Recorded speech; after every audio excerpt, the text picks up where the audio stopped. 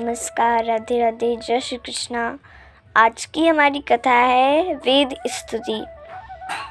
एक दिन की बात है, देवर्षि नारद तीनों लोकों का भ्रमण कर रहे थे, तीनों लोकों में विचर रहे थे। तो वे भगवान नारायण के आश्रम में आए। वे तो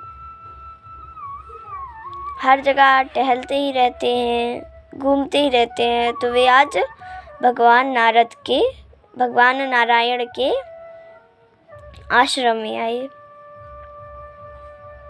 वे कुछ दिन वहाँ पर रहे भी। एक दिन भगवान नारायण और उस ग्राम के ऋषियों की सभा हुई। उसमें नारद ऋषि भी थे। तो नारद जी उठे और उन्होंने भगवान नारायण से कुछ प्रश्न पूछे।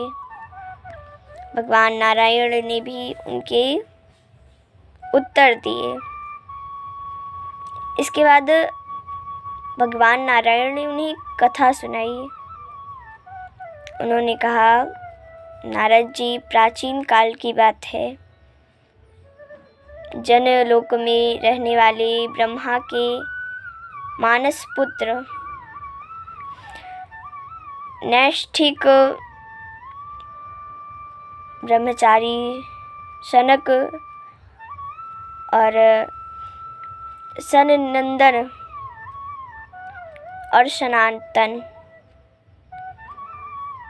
इन सभी पुत्रों में प्रवचन हुआ। उस समय तुम भी हमारी श्वेत दीपवाली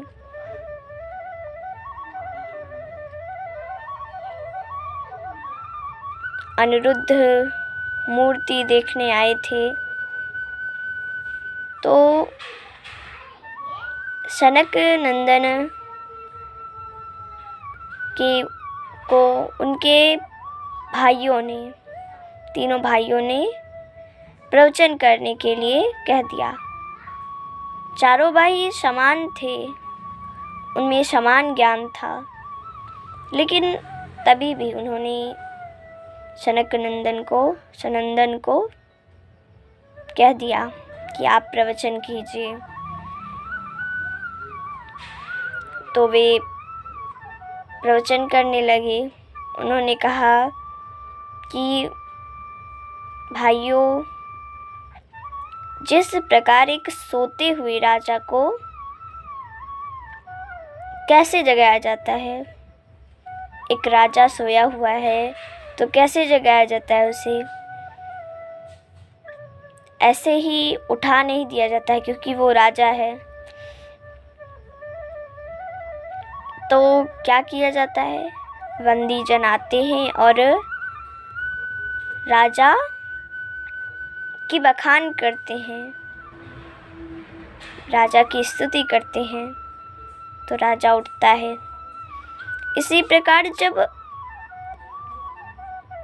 सृष्टि का विनाश करना रहता है और भगवान सोई रहते हैं, तो श्रुतियाँ उन्हें उठाने के लिए जाती हैं। अब श्रुतियाँ जब उठाने के लिए जाती हैं, भगवान ऐसे ही नहीं उठ जाएंगे। तो श्रुतियाँ उनकी स्तुति करती हैं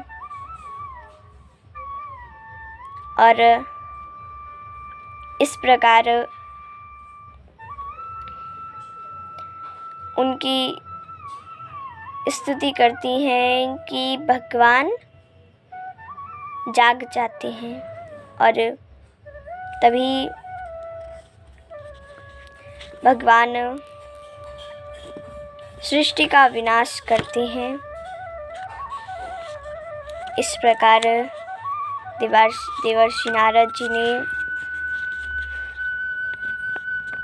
सुनी कथा को सुना और इसके बाद वे वहाँ से चले आए। आज की कथा हम यहीं समाप्त करते हैं। कल की हमारी कथा रहेगी शिव का संकट मोचन। धन्यवाद। राधे राधे। जय श्री कृष्णा। जय श्री राधे।